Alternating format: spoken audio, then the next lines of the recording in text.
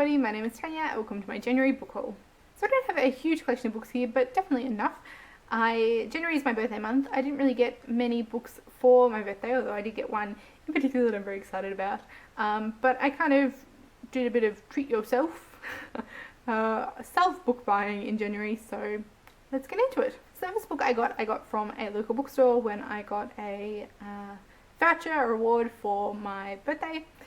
A voucher to spend, so I went in and had some other credits from their reward program. Something that I'm super excited about, have been meaning to get a hold of, was on my Christmas wish list and I didn't get it, which is fine. But now I own it and hopefully I can get to it soon. And that is Long Way to a Small Angry Planet by Becky Chambers. And of course this has been everywhere on Booktube. I've been hearing absolutely fantastic things about it and I cannot wait to get into it. This one is a science fiction story, and I think the reason that I didn't get it for Christmas is I was expecting to find it in the sci-fi and fantasy section of my bookstore, and I actually found it in general fiction. So that was all very odd, but when I saw it, I snatched it up, and yes, hopefully it won't take me too long to get to this one. And the cover, of course, as you've been seeing everywhere, is absolutely beautiful. And also on that trip I picked up another book, something that has now been released in general paperback instead of the trade paperback size, which wouldn't match the edition I already had. And so I picked up the second book in the series, and that is Fight by Brandon Sanderson. This is the second book in the Reckoner series. I read the first book, Steelheart, in 2015, and I really enjoyed it, and I was definitely intrigued to see what happened next. I just haven't got around to picking it up, and as I said, in the stores, it was only kind of a larger format paperback that wouldn't match.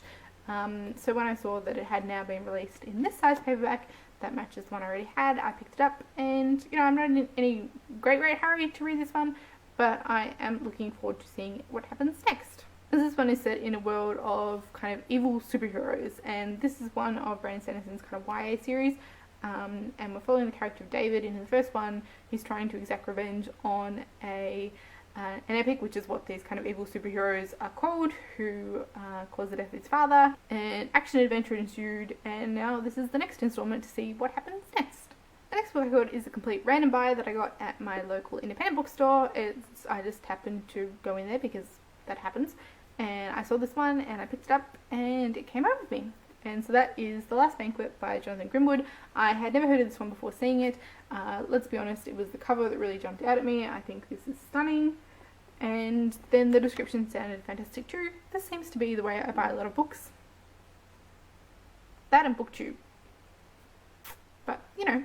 And so on the front it describes it as a must for lovers of Patrick Süskind's Perfume and Andrew Miller's Pure. I've never heard of Pure, but I have read Perfume and really enjoyed it.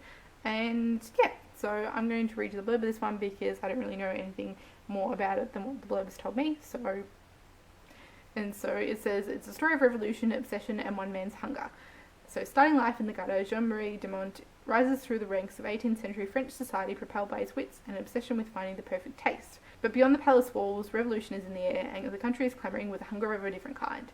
And so I thought it sounded all very fascinating, and like I said, the cover was beautiful. And this was surprisingly cheap. Actually, it was part of a collection that were very reasonably priced, so it came home with me. And then the next few books were part of a book depository order that I placed for myself, kind of calling it my birthday present, you know, because these other books that I purchased already weren't. And the first one of those is something that I've already read and needed to get a physical copy of, and that is Six Guns Snow White by Catherine Valente.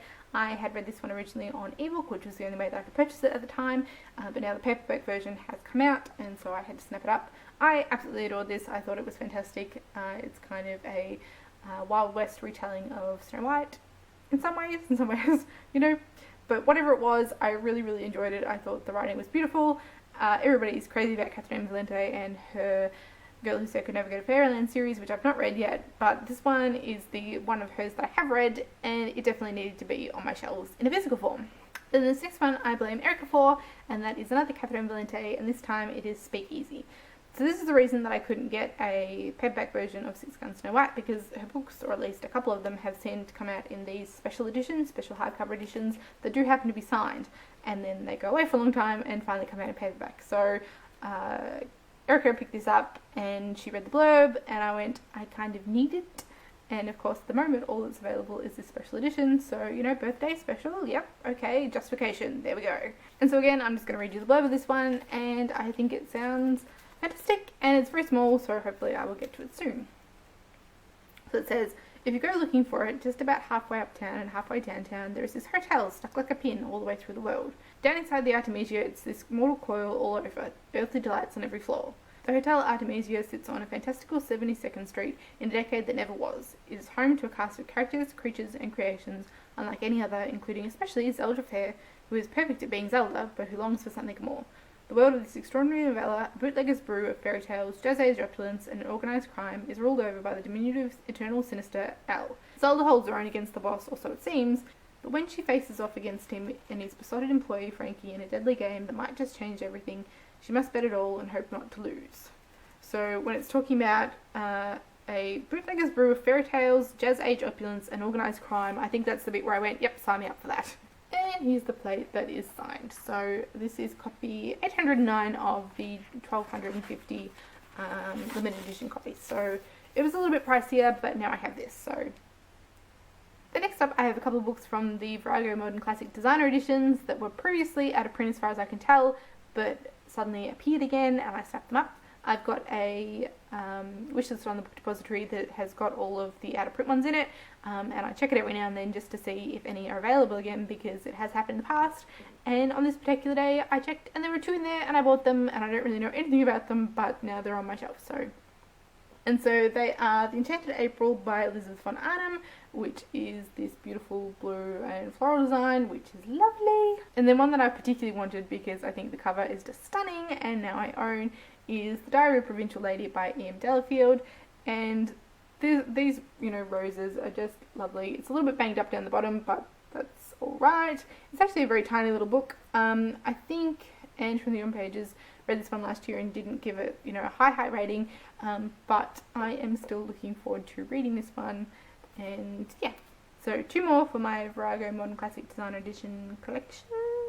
I think it's down to 4 or 5 of them that I don't own now. I just want My Cousin Rachel to come back because I want that one to join my other Daphne du Maurier's in this collection because I want it. Whinge. And then the last book in my haul is probably the one I am the most excited about now, and it's something I wasn't expecting at all, and I got some birthday mail. I got some birthday mail from the lovely Jean from Jean Bookish Thoughts, and she sent me The Red House Mystery by A. Milne, and I'm so excited. I first heard about this on her channel. She discovered this, of course, is A. Milne of Winnie the Pooh fame. A. Milne wrote a detective novel. Like, what? It still blows my mind that this actually exists. I remember seeing it first on Jean's channel when she was having the same kind of reaction that the author of Winnie the Pooh wrote a crime novel. I need to read that now. And now I own a copy because Jean was so lovely to send it to me, and thank you so much, Jean. I just was not expecting that at all, and I am so excited. And so I'm hoping I can pick this one up very soon and just see what it's like, because this exists and it's awesome. So these are all the books that I managed to acquire in January, and now that I look at the pile together, it's actually more than I was kind of thinking it was, so yep. But as I said, a lot of these can sort of be blamed on my birthday maybe, even if I bought pretty much all of them myself, so if you've read any of these ones and think I should get to them sooner rather than later, do let me know, or if you've got any questions, as always, thank you all for watching, and I will see you next time. Bye.